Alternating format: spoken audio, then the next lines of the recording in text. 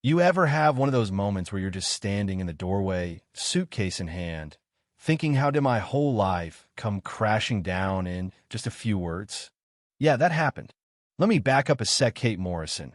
She really believed love could fix anything, even a mother-in-law who looked at her like gum on a Prada heel. 3 years married to Tom, thinking she'd found her forever, only to be told flat out, with pearls clinking and zero shame, as she'd never be good enough. And the worst part wasn't even Patricia's words. It was Tom just standing there, looking away, his silence screaming louder than any insult. That's when Kate realized, in that echoing marble foyer, she was being tossed out not because she'd done something wrong, but because she'd never stood a chance against money and status. She begged, yeah, she actually begged Tom. Doesn't love count for anything? But Tom's father, Richard, shot her down. Love doesn't pay bills, dear. You know what I mean? The kind of cold that makes you want to punch a wall. Months of biting her tongue, changing her wardrobe, trying to pass for one of them, all for nothing. She'd been living in a beautiful prison, always one step behind, always one mistake away from exile.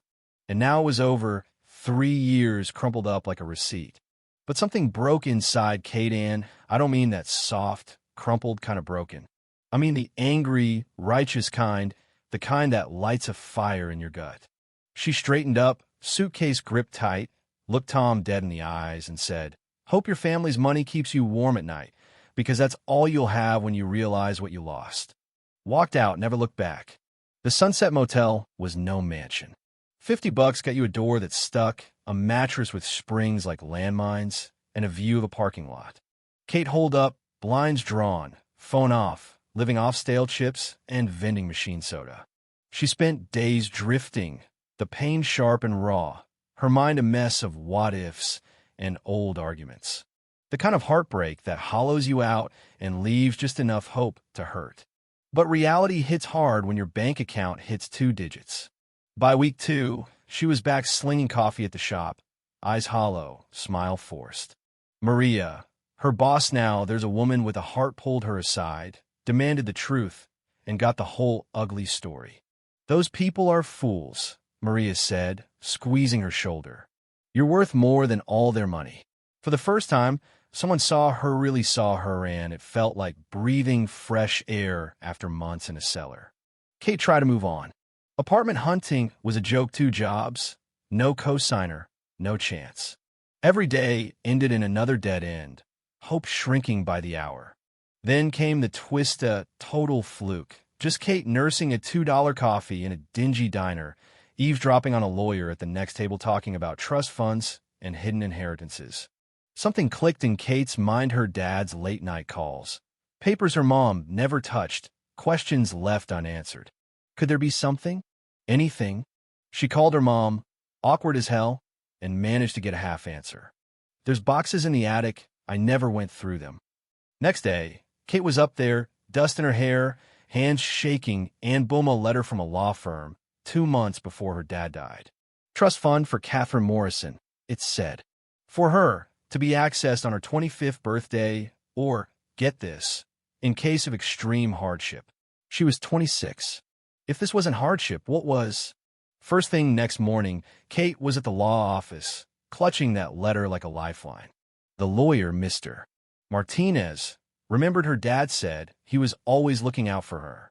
Turns out the trust was real, and not just a few grand.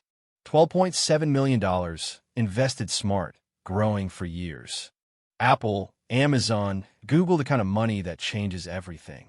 There are some conditions. Martinez explained, some for education, some released in stages, but most was hers. Kate just sat there crying.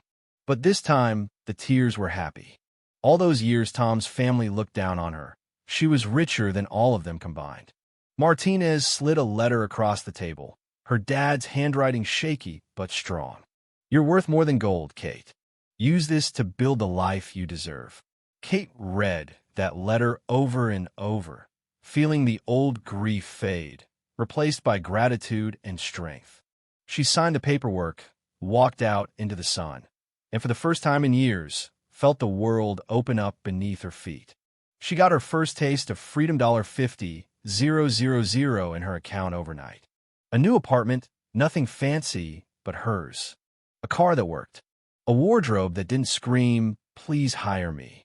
But most importantly, she bought herself time, quit both jobs, enrolled in business classes, started dreaming again. And you know what? The universe wasn't done with her yet. 3 weeks later, Maria called excited, laughing. That Pendejo Tom came by the shop. He looks awful. Family's in trouble, losing money left and right. Turns out, Tom's dad screwed up big time, lost most of their fortune. Karma, anyone? But Tom wasn't there to apologize. He wanted Kate back, now that she was the one on the rise. Kate just laughed. If you want to find me, let him try. Sure enough, Tom showed up at her door haggard, desperate, begging for a second chance. Said he loved her, said he'd made a mistake, maybe they could start over. But Kate was done being someone's backup plan. You only want me now that I'm not struggling? She asked, voice steady. I'm not that woman anymore. She closed the door literally and metaphorical lie in her old life. 6 months later, Kate stood at the front of a packed conference room, her nonprofit, the Morrison Foundation, changing lives the way she wished someone had changed hers. She wore a navy suit, confident, strong, and told a room full of women how her value never came from money or someone else's approval. She'd been featured in magazines, on TV, and everywhere she went, women told her their own stories of survival. Her foundation had already helped over 200 women get a new start. She'd finished her degree, made real friends, found real purpose. One night, her mom dropped off a box she found in her dad's desk inside. A key to a safety deposit box, another fortune waiting. Stocks from her grandfather, a legacy stretching back decades. But standing there, Kate realized it wasn't the money that changed her, it was learning to love herself, to value what really matters, and to use her resources to lift others, not seek revenge. As she headed out to work the next morning, ready to fund more dreams, she caught her reflection in the mirror. Gone was the broken woman from that mansion's doorway now. She saw someone strong, free, and finally, truly alive. Tom and his family lost everything chasing status. Kate found everything by finally believing in her own worth. And if you're sitting here listening to my story, wondering if your struggles mean you're not good enough, remember, your value isn't up for debate. Sometimes, getting thrown out is just the universe making space for who you're meant to become. So what do you think? Does Kate owe Tom anything? Is karma real, or just a story we tell ourselves to sleep at night? Drop your thoughts in the comments, hit like if this hit home, and share with someone who needs a reminder. You're enough right now, just as you are. Your story matters.